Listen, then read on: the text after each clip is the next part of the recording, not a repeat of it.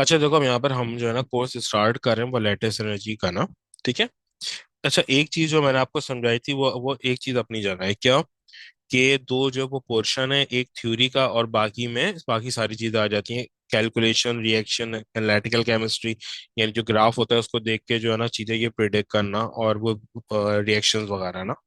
अब यहाँ पे जो वो लेटेस्ट एनर्जी है ना, इसके बेसिकली दो पार्ट होते हैं। एक इसका इट सेल्फ जो ये वो लेटेस्ट एनर्जी है जिसको हम बोलते हैं बॉर्न हाइपर साइकिल। इसको हम बोलते हैं बॉर्न हाइपर साइकिल ना। बॉर्न हाइपर साइकिल आता है वो लेटेस्ट एनर्जी। ठीक है। यानी कि आप इसको इस तरीके से बोल सकते हो, बॉर्न हाइपर साइकिल तो नहीं, इसको इस तरीके से कन्वर्ट है, ठीक है। ये आपको ज्यादा वो बेटर लगेगा, आपके लिए समझना आसान होगा। एक तो लेटेस्ट एनर्जी और एक हाइड्रेशन सॉल्यूशन, दो वो पार्ट्स में ये पूरा टॉपिक जो वो ये डिवाइड होता है। लेटेस्ट एनर्जी थोड़ा को मुश्किल है, हाइड्रेशन आसान है। ठीक है। एक हमारे पास के ऊपर लेटेस्ट एनर्जी, दूसरा हमारे पास पोर्शन है हाइड्रेशन। अब सबसे पहले हम आते हैं कि भाई लेटेस्ट एनर्जी हमारे पास है क्या। लेटेस्ट एनर्जी हमारे पास है क्या ना।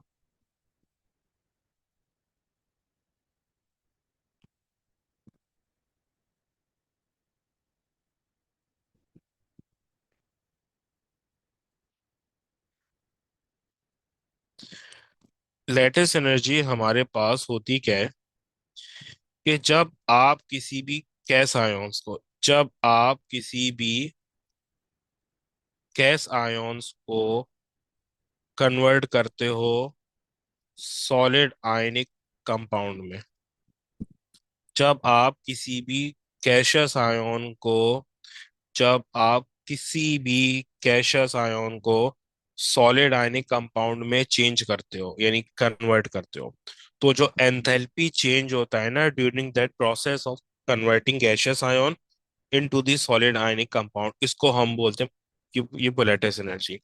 फिर से एक्सप्लेन कर रहा हूँ।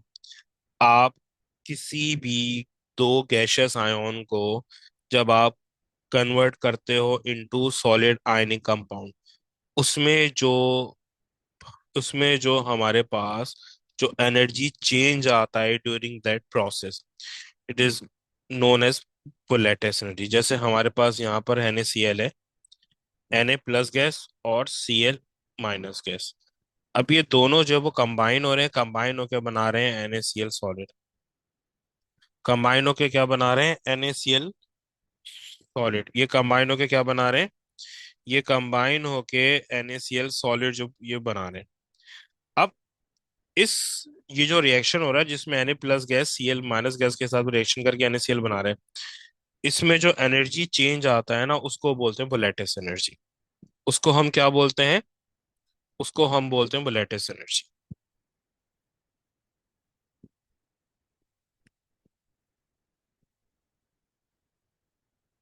इसको हम डिफाइन जो वो कैसे चेक करते हैं, energy change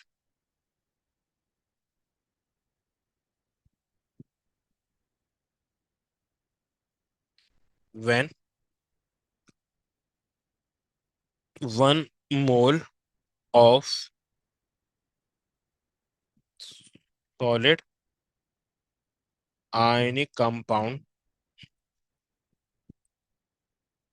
is formed from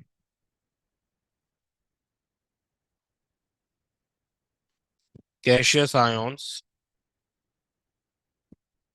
from gaseous ion under standard condition, under standard condition. इसको बोलते हैं लेटेस्ट एनर्जी। यानी कि जो एंथैल्पी चेंज आ रहा है जब आपका जो है ना सॉलिड आयनिक कंपाउंड फॉर्म हो रहा है, और सॉलिड आयनिक कंपाउंड किससे फॉर्म हो रहा है, सॉलिड आयनिक कंपाउंड आपका फॉर्म हो रहा है गैसियस आयन से, इसको हम बोलते हैं लेटेस्ट एनर्जी। ठीक है। अब स्टैंडर्ड कंडीशन हमारे पास क्या होती है, पहले तो हमें इस बात का पता होना चाहिए। स्टैंडर्ड कंडीशन हमारे पास होती है temperature 25 degree Celsius, pressure 1 atm, और कंसंट्रेशन 1 मोल पर TMQ। ये स्टैंडर्ड कंडीशन है। स्टैंडर्ड कंडीशन को हम रूम, ये भी बोलते हैं कि रूम पर टेम्परेचर पर कंडीशन क्या है। ये हमारे पास स्टैंडर्ड कंडीशन होती है। ठीक है। अब ये यहाँ पर हमारे पास है क्या, जो गैसियस आयन है उसको हम ये किस में कन्वर्ट कर रहे हैं, एन सॉलिड आयनिक कंपाउंड में। अब मेरा आप लोगों से एक ये क्वेश्चन है, जो आयन्स होते हैं उनकी स्टैंडर्ड फॉर्म क्या होती है, वो नेचुरल फॉर्म क्या है।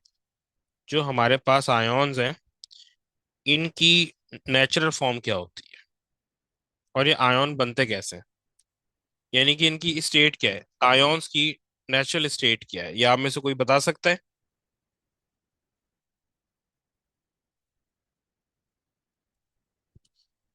जी भाई, आयन्स की नेचुरल फॉर्म जो है वो क्या होती है।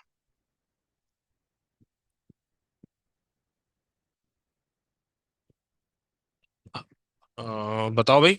हाँ दानियल, आप बताओ। आयन्स की जो नेचुरल फॉर्म है वो क्या होती है।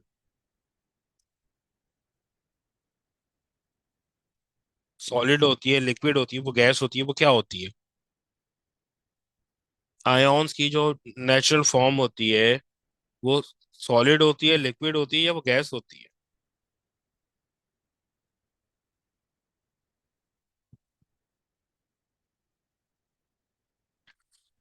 नहीं, ना तो सॉलिड होती है, नहीं वो लिक्विड होती है। आयन्स की जो नेचुरल फॉर्म है वो गैस होती है। और वो बनती कैसे, ये भी अभी जो है डिटेल में वो बताता हूँ ना। देखो जैसे यहाँ पर हमारे पास है, फर्ज करो ये NaCl है। अभी ये NaCl जो वो सॉलिड है, तो जो पार्टिकल्स है वो करीब करीब है। ये अभी हमारे पास है NaCl सॉलिड, तो जो पार्टिकल्स हैं वो बहुत ज्यादा वो करीब करीब है। मैंने क्या किया, मैंने इनको किया हीट। मैंने इनको हीट किया। हीट करूंगा, जाहिर सी बात है अट्रैक्टिव फोर्सेस होंगी वीक। अट्रैक्टिव फोर्सेस वीक होंगी और पार्टिकल्स जो है वो दूर दूर चले आएंगे। अट्रैक्टिव फोर्सेस जो है वो वीक होंगी और जो वो पार्टिकल्स हैं वो दूर दूर चलेंगे। यही हुआ, अट्रैक्टिव फोर्सेस जब मैंने हीट किया तो अट्रैक्टिव फोर्सेस वीक हुई और पार्टिकल्स दूर दूर चले गए। और पार्टिकल्स किस में कन्वर्ट हो गए, पार्टिकल्स कन्वर्ट हो गए वो गैस में। ये सॉरी, लिक्विड में। ये लिक्विड में हो गए कन्वर्ट। फिर मैंने लिक्विड में दोबारा हीट किया। मैंने दोबारा हीट किया तो अट्रैक्टिव फोर्सेस और ज्यादा कमजोर हो गई, वीक हो गई।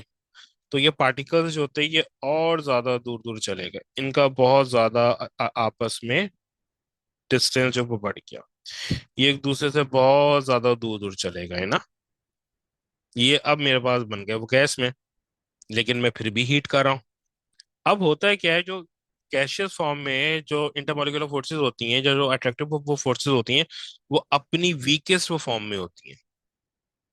जो हमारे पास जो NaCl है, सही है, अभी जो वो गैस फेस में जो इंटरमॉलिक्यूलर फोर्सेस होती हैं, they are in their weakest state. इस इनसे वीक, इससे ज्यादा वीक स्टेट जो है वो हो ही नहीं सकती। जो हमारे पास वो फोर्सेस हैं वो अपनी वीकेस्ट स्टेट पे होती हैं, अपनी वीकेस्ट कंडीशन में होती हैं वो लैटिस गैसियस फेस में। यानी कि किसी भी वो पार्टिकल की जो इंटरमॉलिक्यूलर फोर्सेज या कोई भी है जो अट्रैक्टिव वो फोर्सेज है, वो सबसे वीक होंगी वो गैस में। अब अगर मैं इसको गैस में भी हीट कर रहा हूँ ना, तो अब इनके पास और वीक होने का ऑप्शन जो बना ही है, ये ऑलरेडी सबसे ज्यादा जो है ये वीक है। अब जब मैं गैस फेस में हीट करूंगा तो अब ये फोर्सेस ही जो है ये ब्रेक हो जाएंगी। अब ये जो फोर्सेस थी वही क्या हो गई, ये ब्रेक हो गई। अब जो फोर्सेस ये ब्रेक हो गई तो अब ये अब सारे के सारे NaCl अलग हो गए। ये NaCl अलग हो गया, ये भी अलग हो गया। मैंने ये प्लस का साइन जो लगा दिया है, ये कैसे थी, लेकिन क्या हुआ कि अब ये अलग हो गए, इनके बीच में कोई फोर्स नहीं है। लेकिन मुझे तो फिर भी सुकून नहीं है, मैं फिर भी हीट कर रहा हूँ। लेकिन मुझे तो सुकून नहीं है, मेरे पास जो NaCl है, मैं इसको फिर से हीट कर रहा हूँ। तो अब ये जो, अब देखो, अब ये अट्रैक्टिव फोर्स तो है नहीं। अब यहाँ पर ये है Na+ और ये Cl-, इन्होंने आपस में वो ज्वाइन होकर NaCl को बनाया हुआ है। अब जब मैं इस कंडीशन में हीट करूंगा ना, तो अब वो हीट अट्रैक्टिव फोर्सेस पे तो वर्क को कर नहीं सकती। वो हीट जो है वो वर्क करेगी अब Na और Cl के बॉन्ड पे। और वो Na और Cl का जो बॉन्ड है उसको ब्रेक जो वो कर देगी। अब जब ये इसको ब्रेक करेगी तो Na+ अलग हो जाएगा, Cl- अलग हो जाएगा। तो यहाँ पर Na+ अलग हो गया, और इसकी ये कंडीशन क्या थी, वो गैस। और Cl वो माइनस भी अलग हो गया, इसकी कंडीशन क्या थी, गैस। तो हमेशा जो हमारी जो नेचुरल फॉर्म होती है ना आयोन्स की, वो गैस होती है। हमेशा हमारे पास जो आयोन्स की वो नेचुरल फॉर्म होती है ना, वो हमेशा वो गैस होती है।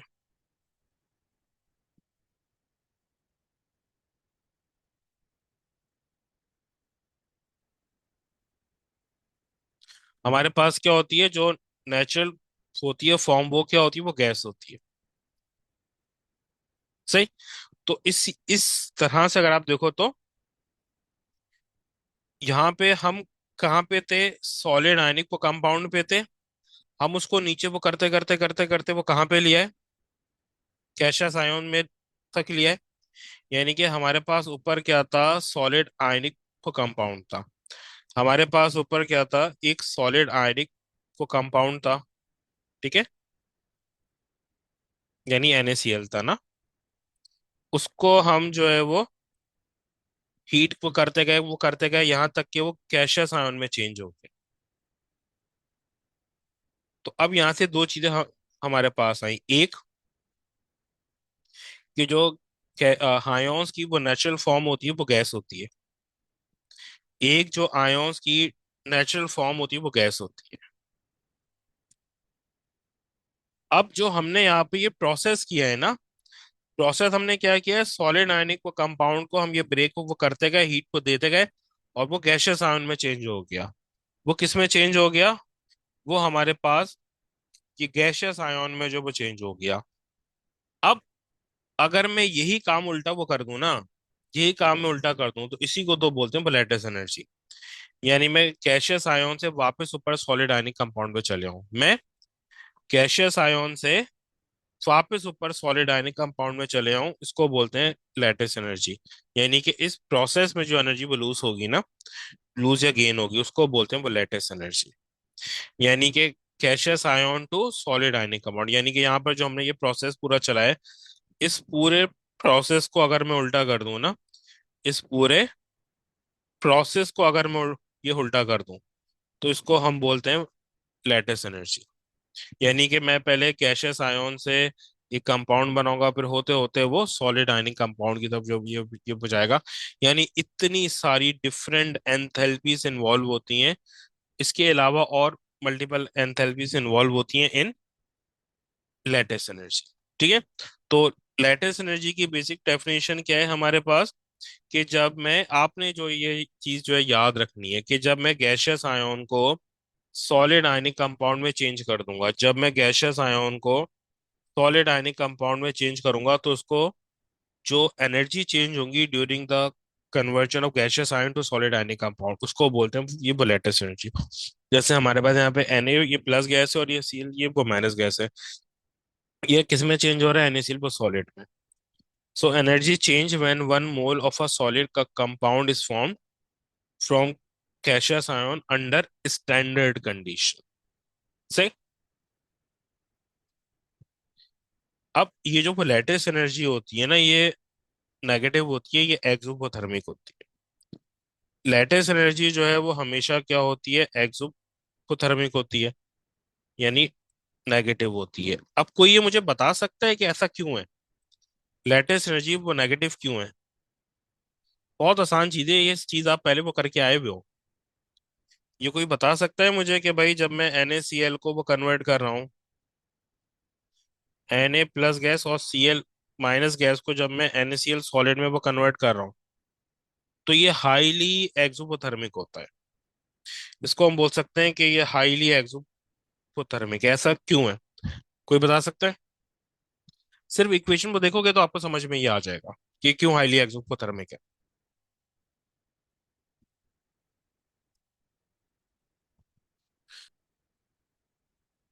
अब ये हाईली एक्सोथर्मिक क्यों है, यानी कि लेटेस्ट एनर्जी, क्योंकि यहाँ पे बॉन्ड फॉर्मेशन हो रही है, मेजर बॉन्ड फॉर्मेशन हो रही है, ब्रेकिंग जो है वो कुछ भी नहीं हो रही, तो इसलिए ये लेटेस्ट एनर्जी हमारे पास हाईली एक्सोथर्मिक होता है।